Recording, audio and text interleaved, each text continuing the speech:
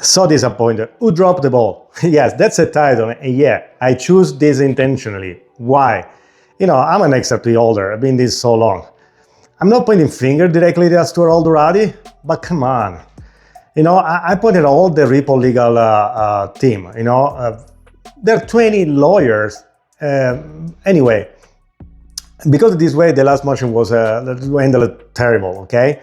It was a really bad play. And if you've been this long enough, you know why there wasn't a missing opportunity. This is why I'm so disappointed, okay?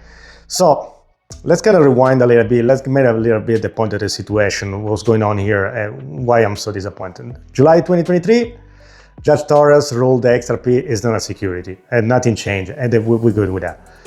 When sold in public exchange and to retail investors. But what happened, there was a win, and that's okay.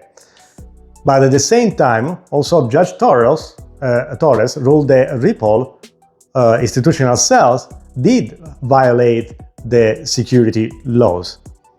Now we can talk about Gary Gensler and all the win that was against Ripple. Okay, but let's go ahead. So she imposed a permanent injunction and pay a $125 million penalty for Ripple.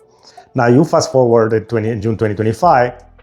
And this is what happened. Now the new SEC chair and all this dragging, now everything changed. And Ripple and the SEC filed a joint motion asking the judge, what is called an indicative ruling.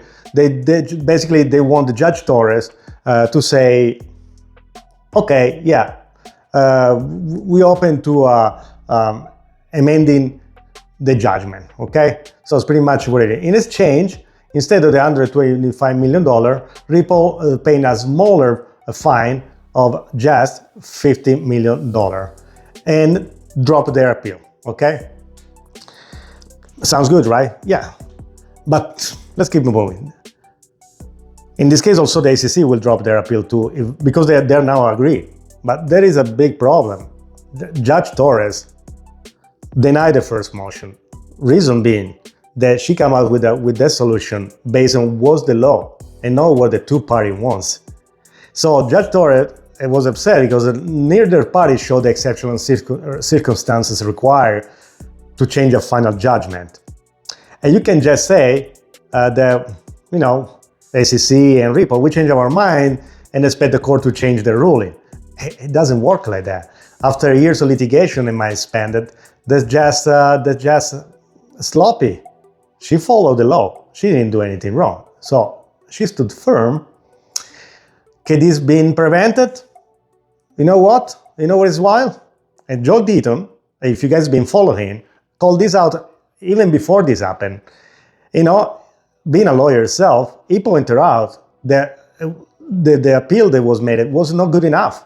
Even before Judge Torres ruled, didn't read the proposal and say this, no, it doesn't get the substance that the judge needed to kind of go back in their feet.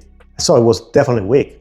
How Ripple team, this is why I'm upset. How is possible, 20 plus lawyer, multi-million dollar, you missed that. But anyway, this was recorded before Judge Torres. I want you to just take a look at the video for a second. Judge Torres threw a curveball. So first of all, you cited the wrong rule. Second of all, you haven't demonstrated to the court that there are exceptional circumstances for me, Judge Torres, who followed the law and issued an injunction, for me to just say, I changed my mind, I'm going to dissolve the injunction. You got to do some effort. You got to show me some stuff, right? You got to meet this high standard. It's actually a high standard of exceptional circumstances. And so she said, come back to me. So I thought, well, shit, right? She's pissed off. For one, look at all the time that she spent on this case, 4.5 years, the amount of hours and resources and money and effort that was expended on this case. And all of a sudden the SEC says, "Psych, we changed our mind, Judge. We wanted $1.3 billion in a fine. And now we want you to take your $125 million fine and reduce it by 60%. She wants a little bit more. So I thought that the SEC and Ripple would put together a brief that'd be a little bit more than what they did. And right there, you have it. That's why I say they dropped the ball. It got dropped. They went for a shortcut, and Judge Torres doesn't play that. Now, to be clear, it doesn't change XRP classification. The retail XRP is still known as security. There's a good victory, so the victory still stand, but the injunction remains, and so does the 125 million penalty that now has to be paid.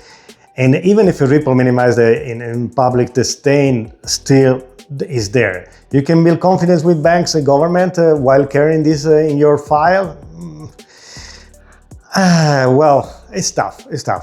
Ripple wants to be an infrastructure for institutional money, for cross-border transaction, and the CBDC, and payment, but there still has a weight on the court, about this injunction.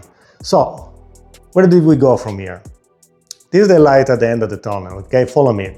The Genius Act, as stablecoin just passed by the Senate, okay?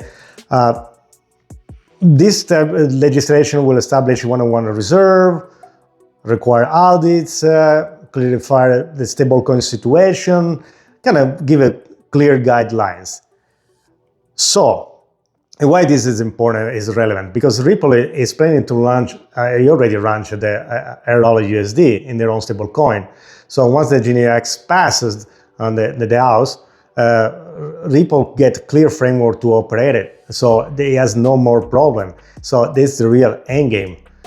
Now you can build partnerships, you don't have to worry about loopholes, ACC case. Judge Torres didn't embarrass Ripple. Ripple embarrassed themselves with a weak motion, okay? Deaton saw it, and the judge confirmed it. The ball was taken, it was fumble, okay? Do they appeal and fight again, or they wait for the Genius Act to clear the path? Did they try to negotiate something even stronger and go back, something that really has a substance? I don't know, but I'll be watching, and as an XRP holder, now I get a very thick skin. So let me know in the comment, was Ripple team too casual with this motion? Should they have seen this coming? Oh, anyway, if you want more breakdowns, so let me know, leave a comment below. Remember to like and subscribe, and so turn on your notification bell so you can get always the latest update, and also when AI2AI Crypto goes live. So until next time, ciao tutti. Let's not drop the ball again.